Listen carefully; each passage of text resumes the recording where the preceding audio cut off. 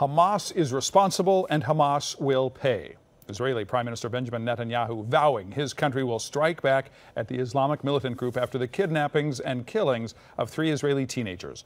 One teen's aunt lives in Los Angeles, and she spoke with KCAL9's Andrea Fujii tonight. Andrea, you're live at the Israeli consulate in West L.A. That's right, Kent. One of the teen's aunts tells me today that she was in the midst of planning a big celebration for when her nephew was found. But now she's making plans to travel back to Israel to grieve with her family.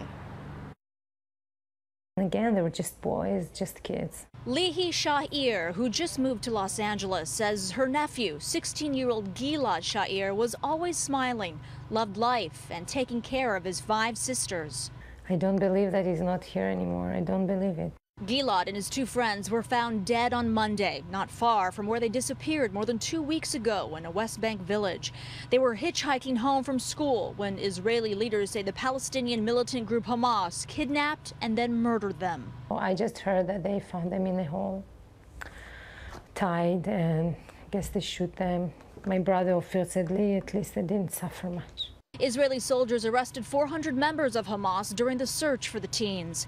Today, Israeli Prime Minister Benjamin Netanyahu called an emergency meeting to respond to the discovery. David Siegel from the Consulate General of Israel in Los Angeles says Israel will react. We need to send a very, very significant message to Hamas, a terror organization. So you're going to see a series of steps that will be very, very significant in the days ahead. But in her grief, Shaer says she just wants the violence to stop. And we really hope they are the last 3 victims in this terrorism.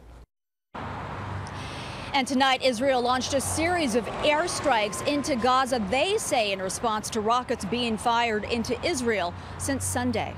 Reporting live in West Los Angeles, Andrea Fujii, KCAL9 News.